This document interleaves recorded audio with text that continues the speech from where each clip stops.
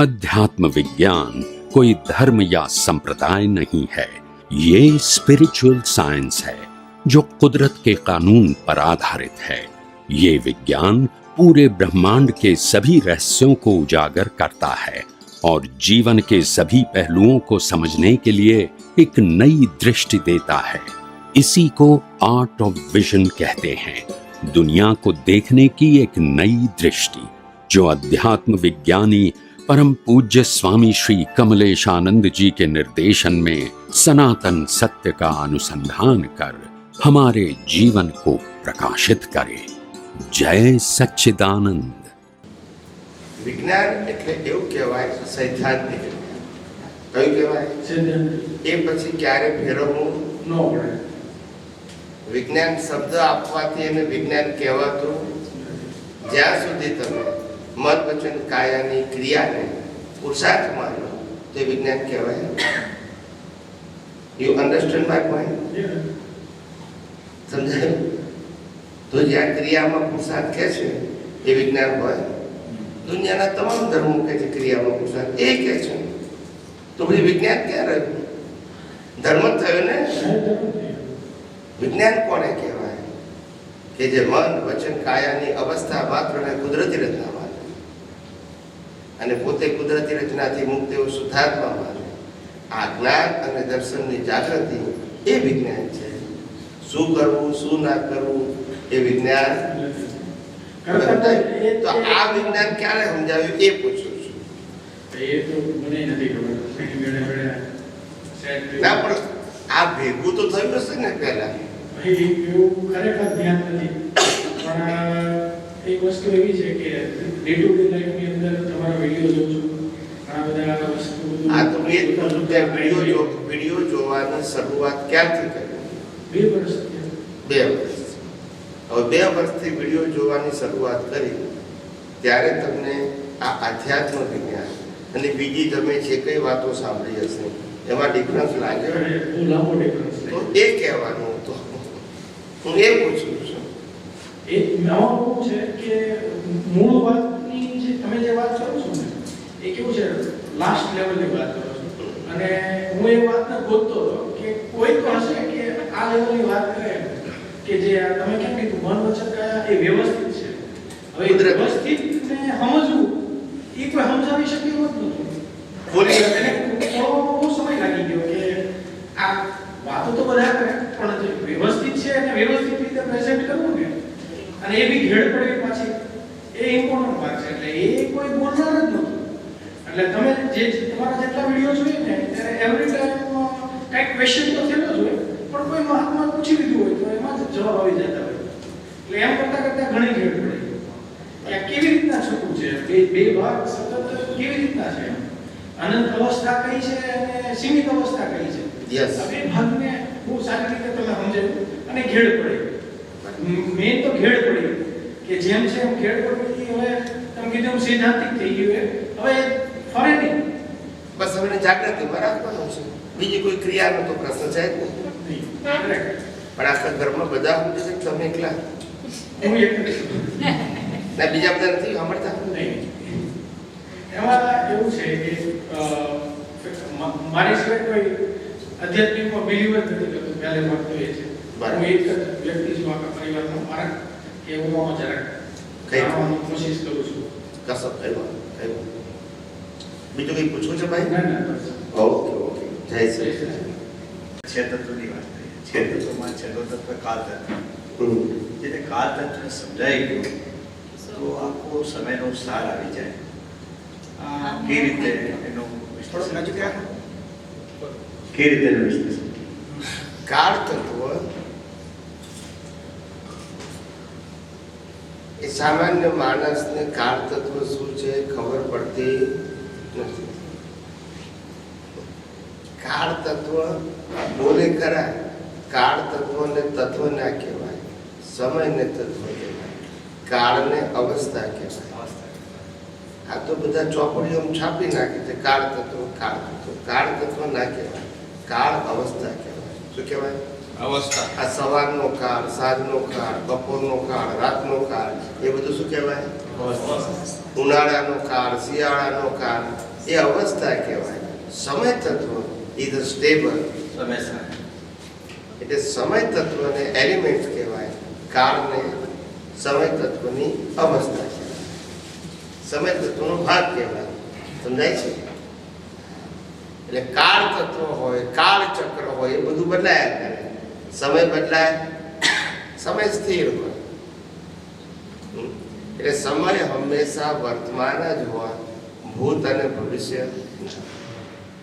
ભૂત ભવિષ્ય એ અવસ્થાને કારણે છે.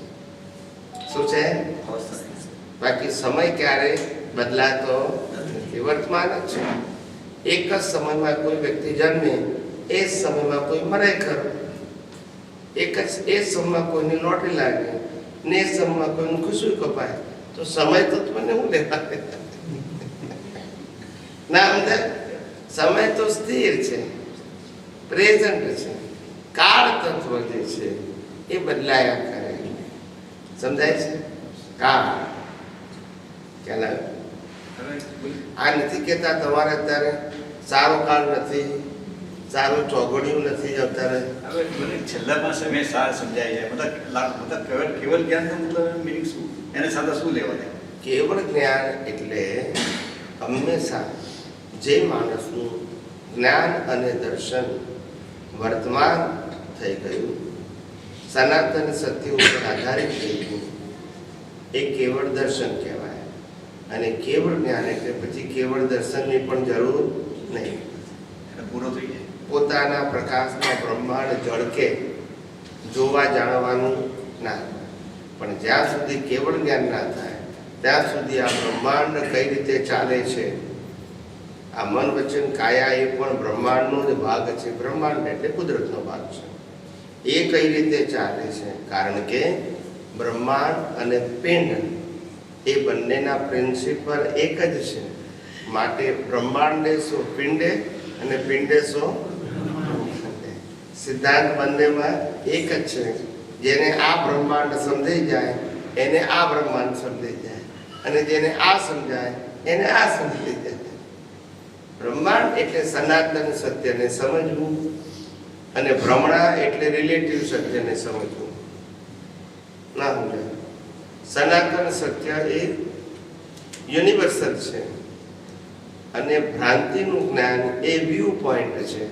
એ બધાનું જુદું જુદું હોય. સનાતન સત્ય જુદું હોય, માને કે ના માને તોય બદલાય નહીં. સમજાય છે? અચ્છા, બીજું અને હરિદ્વારમાં જે તમે ગયેલા બાબા રામદેવને બને તે ટાઈમમાં તત્વવાળામાં એને સમજણ પાડી હતી. મને ધ્યાનમાં સાંભળવામાં આવ્યો ને તે ટાઈમ વિડીયો જોયો તમારે. તે ટાઈમમાં તમે બાબાને મળ્યા હતા. તે ટાઈમે એમને કેવી રીતે કોઈ સમજમાં એને કેવી રીતે સમજ આવી ગઈ? અમારું કામ તો જે તે સંજોગોમાં જે તે વ્યક્તિને જ્ઞાન વહેંચવું છે. શું કરવું? એને શું સમજવું છે એ સમજ્યા કે નહીં એમાં ઊંડા ઉતરવાનું નહીં. એ આપણને પ્રશ્ન પૂછે તો જવાબ આપવાનો, બસ. ના પૂછે તો કઈ નહીં. અમારું કામ દુનિયાને બદલવાનું નથી. અમારું કામ લોકોને સનાતન સત્યની દ્રષ્ટિ આપવાની છે. જે અમને ભેગો થાય એને, એમાંથી એને ઊંડા ઉતરવું છે કે નહીં એ અમારો વિષય નથી. તમને એક દાખલો કહી દઉં કે હું ગુલાબનું છોડ હોઉં તો મારી પાસે કોઈ આવે તો મારે એને સુવાસ આપવી પડે કે મળી જાય? એમ અમારી પાસે કોઈ આવે તે સનાતન સત્ય મળી જાય. હવે એ નાક બંધ કરે તો હું શું કરું? એ મારો વિષય છે, મારો સ્વભાવ તો આપવાનો. એમ નાક બંધ કરે એટલે કોઈને ના સ્વીકારવું હોય તો હું શું કરું? એટલે અમારી મરજી છે એની મરજી. આ દુનિયામાં દરેક વ્યક્તિ સ્વતંત્ર છે, કોઈનો બંધાયેલો નથી, ને આપણે કોઈને બાંધવા માંગતા નથી. પણ આ સંજોગ ભેગો થયો, મારી પાસે જે હતું એમને આપ્યું મેં, એમની પાસે જે હતું યોગા અને આ ટ્રીટમેન્ટનું એ મને કરી આપ્યું. ના સમજાય? સમજાય છે? એમાં ખોટું શું છે? એક બીજો હિસાબ પૂરો થયો. તારે પ્રશ્ન. એ તો ભેટા થાય ખરા અમને ને માળા પહેરે બધું કરે ના સમજાય. દરેકના પોતપોતાના ઉદય કર્મ છે ને રોલ છે. ઉદય કર્મનો રોલ. એમાં અમને કોઈ અતિશય નોર્મલ લાગે. કેવું લાગે? મેં કે થોડો રોડ તો પડે ને એના માટે. એટલે અમે કઈ છૂટીએ. હા. હવે એમને સમજાય કે ના સમજાય એમાં હું કઈ કહું એમનો વિષય છે. આપણે કેમ બધાને ફોડ પાડવા માટે એના માટે પ્રશ્ન પૂછે છે. હા પણ મને પૂછે તો કહું ને. હા. हमने तो कहा कि आप क्या करते हैं, तो પછી मैं बात करी कि मेरा काम ये है और मैं ये सबको शेयर कर रहा हूँ, सनातन सत्य को समझाने की कोशिश कर रहा हूँ, ब्रह्मांड के क्षेत्र जो दुनिया 6 तत्वों से बनी है वो समझाने की कोशिश कर रहा हूँ. आप भी समझ सकते हैं, आप भी सुन सकते हैं, आप भी दूसरे को बता सकते हैं. ये तो यूनिवर्सल ट्रूथ है, ये मेरा ट्रूथ नहीं है. तो मैंने बताया. अभी स्वीकारना, ग्रहण करना, अनुभव करना, दूसरे को बताना, वो मेरा शब्द है नहीं. उनकी बात करो. અમુક વારમાં આપણે શાંત બેસી રહીએ આપણા અત્યારે બેસી રહીએ તો આજુબાજુનો વાતાવરણ પ્યોર શાંત હોય. નથી રાખો. આ વાતાવરણ પ્યોર શાંત હોય પણ શાંત ટાઈમમાં આપણે આજુબાજુની સાઉન્ડ એકદમ શાંત હોય તો બી સાઉન્ડ કેમ સંભળાય છે? આ શું આ કેનો સાઉન્ડ આવે છે? એકદમ શું એકદમ આ એનો શું સ્થિરતાનો છે? શું એનો અનુભવ? સાઉન્ડ તમને સંભળાય છે કે બધાને સંભળાય? नहीं मैंने समझा वो शांत पैसे तो हमारा वेलो तो आजू बाजू बहुत पीस हुए ना ते टाइम में मैंने एकदम थोड़ी सप्लाई છે તો એનો શું રીઝન? કશું નથી. એ તો હવે આપણું આ શરીર છે ને એ શરીરની ઇલેક્ટ્રિક અંદર બોડીનો હિસાબ છે. શરીરની અંદર એટલી બધી નાડીઓ છે. એ નાડીઓની અંદર લોહીનું પરિભ્રમણ થયા કરે છે. શ્વાસોશ્વાસની ધમની ચાલ્યા કરે છે. મગજના વિચારો ચાલ્યા કરે છે. અંદર પાચન ક્રિયા ચાલ્યા કરે છે. આ બધું ચાલ્યા જ કરતું હોય છે. એ એકદમ શાંત થાવ ત્યારે ખબર પડે કે અંદર આ મશીનરી કામ કરે છે. તમે બહાર જુઓ ત્યારે અંદરની મશીનરી કામ કરે છે પણ સમજણ પડે નહીં. સમજાય છે કે નહીં? અંદર શાંત હોય તોય ખબર પડે નહીં તો નહીં. હા, એટલે આ બધી મશીનરી છે. બધી શું છે? આ મશીનરી જ છે. શું છે?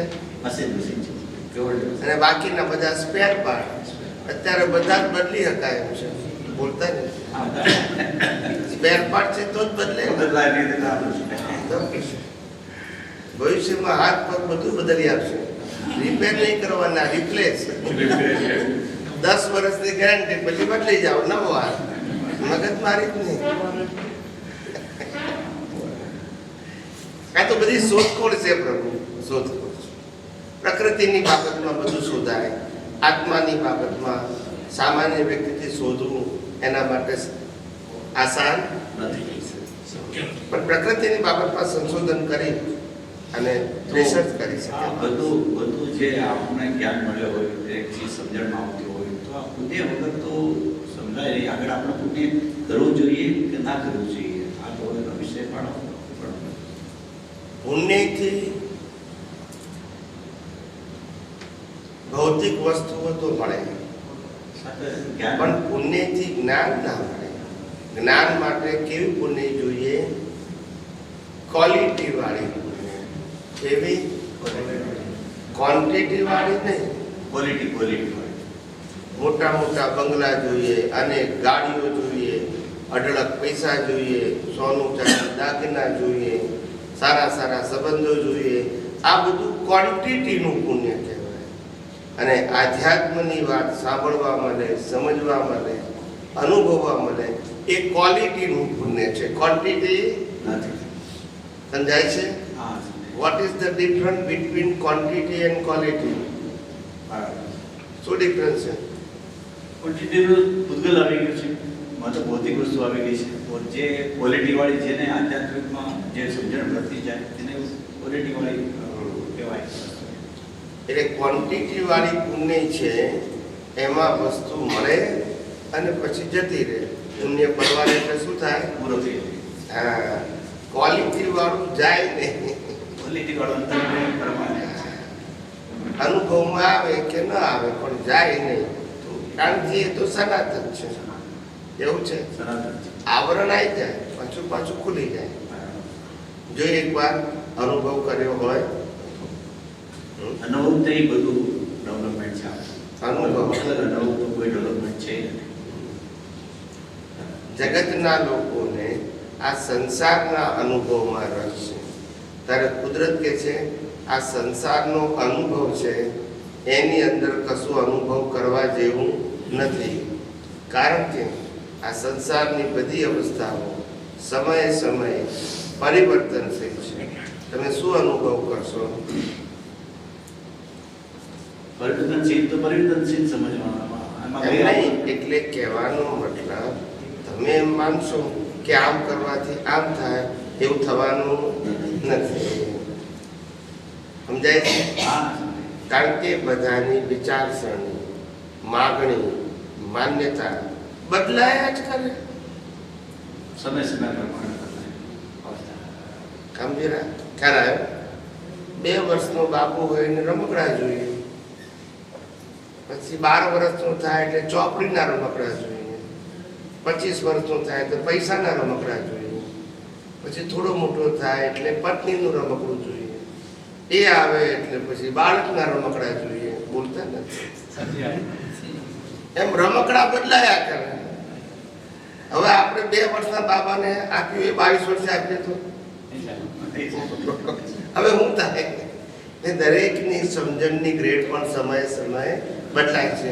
ટૂંકમાં જગતનું રિલેટિવ સત્ય પરિવર્તનશીલ હોવાથી ક્યારેક કોઈ પણ બાબતનું પરમેનન્ટ સોલ્યુશન મળે નહીં.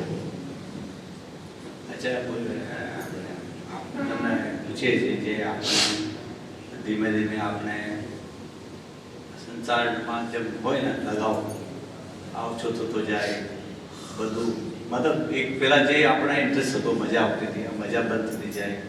પછી દરેક વસ્તુમાં મતલબ દરેકમાં ધીમે ધીમે ધીમે ઓછો થતો. એનો રીઝન શું? જ્ઞાન વધતું જાય, એમાં અનુભવ વધતો જાય, એની રીતે થઈ છે. 2 રીતે થાય.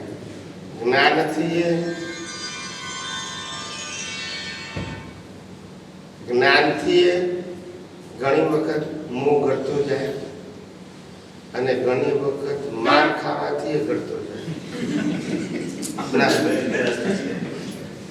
બહુ માર ખાય એટલે કે હવે અમે કરવા જેવું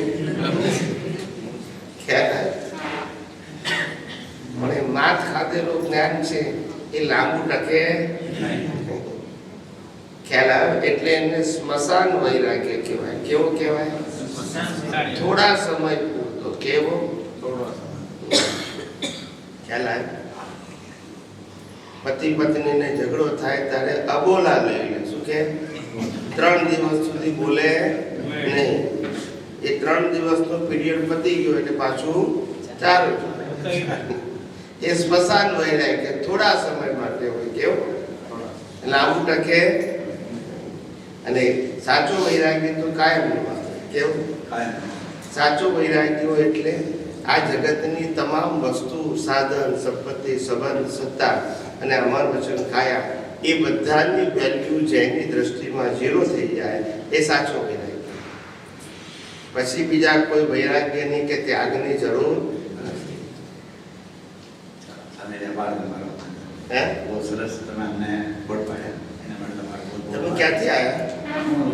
સુરતથી. સુરતથી આવ્યા? હા. પણ તમે અહીંયા આગળ ભેગા કે થયા? હું ઘણા ટાઈમથી અમે તમારી જોડે આવતા હોય સત્સંગમાં. એ અમે અમદાવાદ બી આવેલા હતા 3-4 પજુસરમાં આવેલા હતા અમે. ને પણ વિજ્ઞાન કેમનું ભેગું થયું? વિજ્ઞાન તો અમે પજુસરના ગૌતમભાઈ, આ ગૌતમભાઈ અમારા નિમિત્ત છે. આ અમને લઈને આવ્યા તે ટાઈમે અમને લગભગ 5 વર્ષ 6 વર્ષ થઈ ગઈ છે. તો તમને વિજ્ઞાન ગમ્યું? તમને બહુ ગમ્યું? હા, એમને ગમ્યું. સરસ પજુસન કરવા માટે તમારે ત્યાં આવ્યા હતા અમે. એમ બધું સમજાય છે? સમજાય છે?